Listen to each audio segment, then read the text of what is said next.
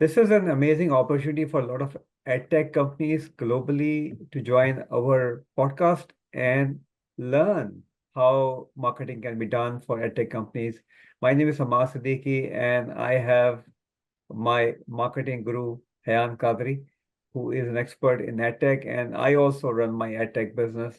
And we together are bringing these podcasts for you.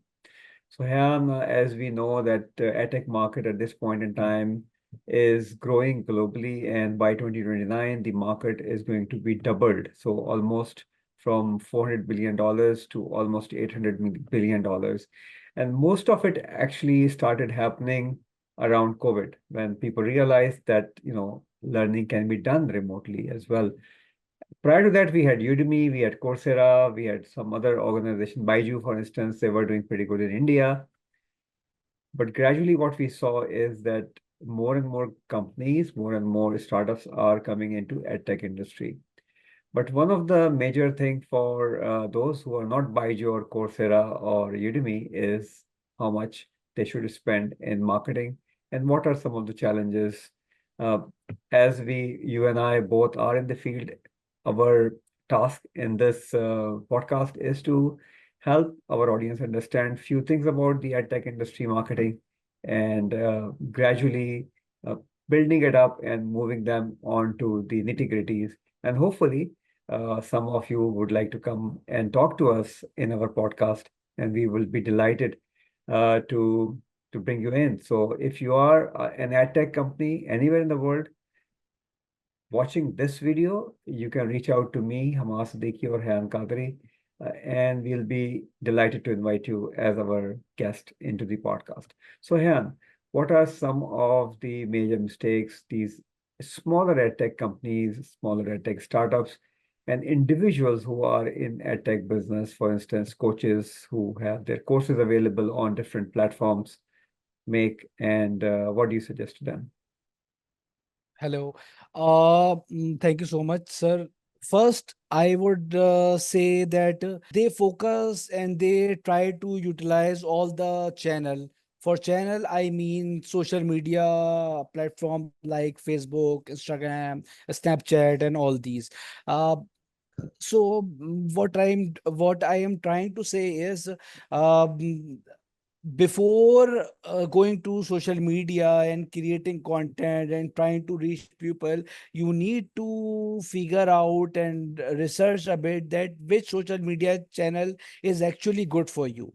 Because if you are trying to get focus to if you are trying to get traffic from all of the channel, you are diluting your resources, your time, and your financial resources as well. So first you need to research more about your market and at which platform they spend their time usually. This is a great advice. And as when we started marketing our programs, our courses, uh, we very carefully actually analyzed the audience. So targeting the audience, before even targeting you, we have to analyze the behavior of our audience. This is what you are telling. So you are so right. And what we found is that most of our audience for our online courses were active on Meta, so Instagram and Facebook. Of course, larger communities, people who were interested. And one of the target audience that we had were or still have are the freelancers and people who are working in the Amazon or Shopify space. They were our major target audience. And we found out that most of these professionals who are providing services and work in that space are actually active on Meta, mostly on Facebook, but a large number on Instagram as well. So instead of spreading ourselves into all social media, we focused initially for first 2 years actually on Meta advertisements. So mostly Facebook and Instagram. And that really helped us grow. Like, we sold more than 6,000 courses all over the world. And the only source for us for performance marketing was Meta. What I've seen is you're so right, some of us get overwhelmed and they start jumping into all kind of social media, which means that either they have their own teams within their organizations, and those teams are trying to do everything, or they hire an agency and they expect that agency to deliver like multiple channels or work on multiple channels.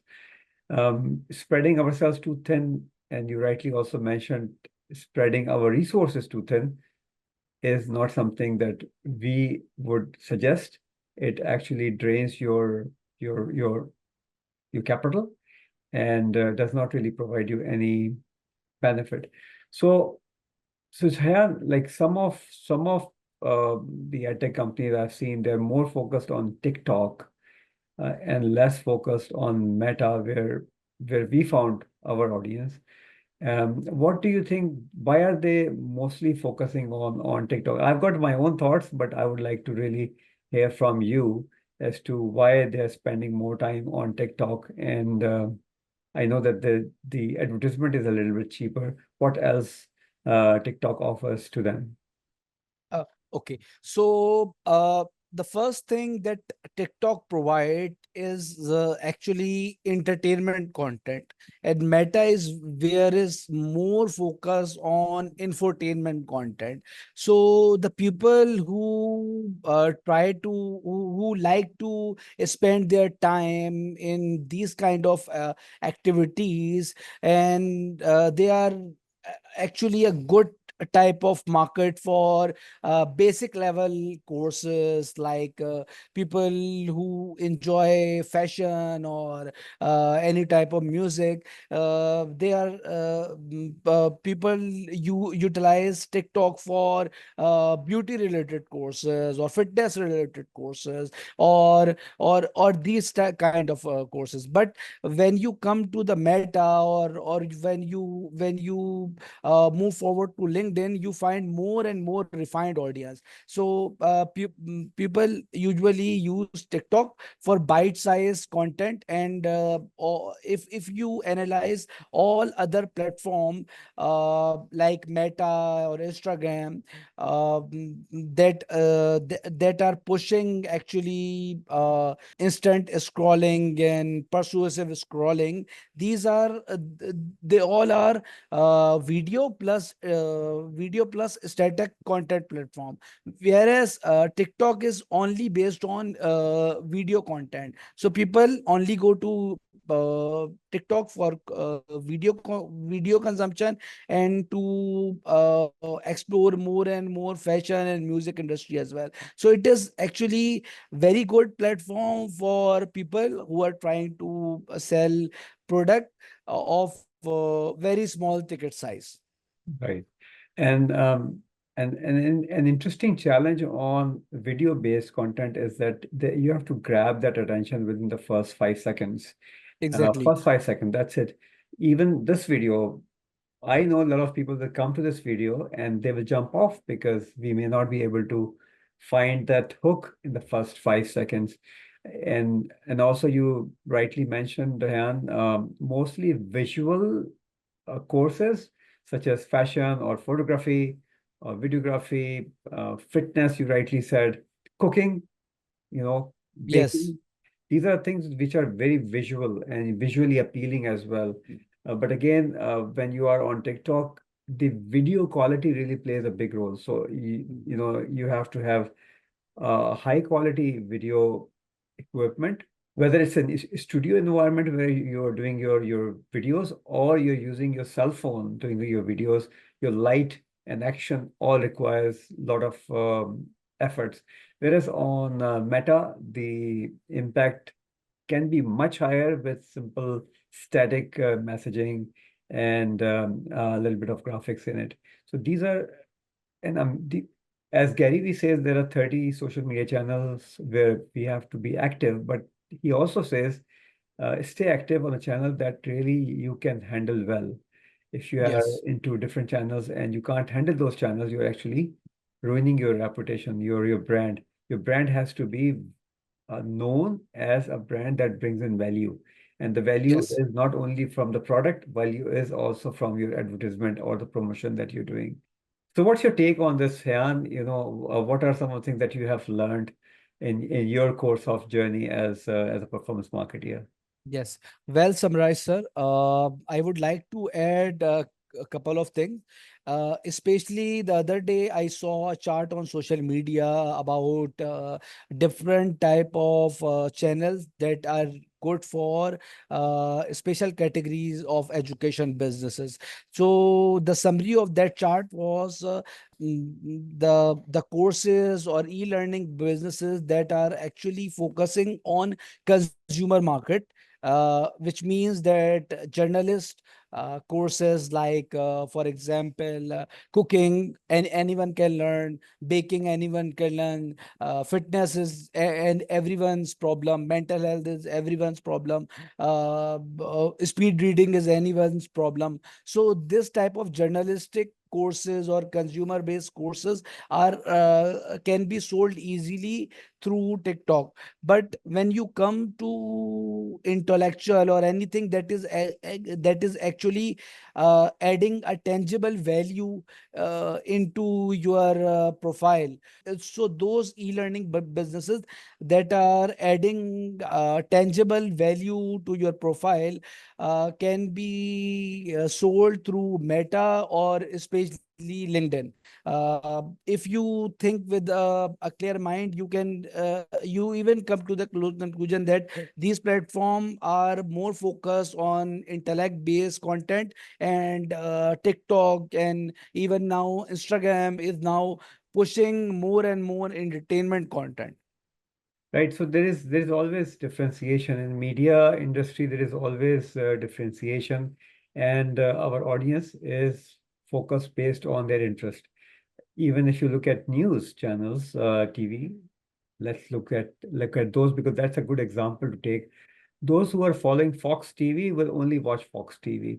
Those who are following CNBC for business, they will watch CNBC. Those who are fan of BBC will watch BBC. So all these media like giants they've been here for years and they're like multi-billion dollar companies. They all have created their own audience based on the interest that audience has, not because this is what they want to show. So, as we discussed earlier as well, Han, that edtech companies, even smaller companies like us, were selling certain courses in a specific demography, in a specific specialization, should first look at where their audience exists and where their audience is active. For instance, for us, our audience is more active on Meta and also, of course, on LinkedIn, where most of our business happens organically as well. So my next question would be, let's look at Meta, let's talk about Meta because that's where a bigger community exists and and you can actually target pretty well your audience based on their interest and demography. Towards the end of this podcast, I would really like to learn from you. What are some of the mistakes you have seen at tech companies, smaller at tech companies particularly, making into their content? So, what are some of the content tips that you want to give to these smaller ed tech companies or people who are creating their courses and trying to sell those courses online? Okay. So first thing I want them to understand is the product or the courses that you are actually selling them. Less than 1% of people are were actually aware of your product or even aware of the problem. They see your ad, they realize the need that was in their subconscious, and they visited your website. So in order to nurture them, you need to help them trust you, learn more about you, get taste of your product or the knowledge that you are offering, and the impact that particular course can create into your life. How would you do it? You can simply do it by actually telling them what impact your product and services actually will actually add into their life. And secondly, give them taste of your product, a small taste of your product. And third is UGC, a testimonial of your customer. So I generally categorize a content for educational businesses in three categories. Number one is pitch ads, that actually communicate the whole value proposition of your offering. The second is HVCO, that means that high value content offer, that is actually a chunk of your content that you want them to see in order to get a brief taste of your offering. The third is actually your testimonial, or the impact your product or services have made in their life, uh, in words of your past customer. So these are the three categories you need to have to get maximum result from any kind of performance marketing, especially in Meta. This is great. Like three categories, and all these categories are very, very important because you're building trust and credibility, showing exactly what your product can bring to their lives, how the lives could be improved, professional careers could be improved, and gradually that trust and credibility is converted into business. And this podcast is basically for you. Any ad tech company, any course creator uh, that is really interested in learning, understanding how they should be moving ahead into their journey as an ad tech. We call everybody ad tech because you are technically creating content which is education, and you're integrating it with some kind of technology, whether you're selling on Udemy or you're selling on Teachable or Thinkific or any other platform. There is an integration of technology in it. So keep coming back, and if you are one of those professionals who are interested in joining us in our podcast, you are from the edtech industry, you are a course creator, uh, yes, please reach out to us, and we will be delighted to invite you into our podcast, and will address your specific question in that podcast. So, Jan, thank you very much for joining in today, and Thank you everyone we for will watching. see you soon for our next podcast. Bye for now.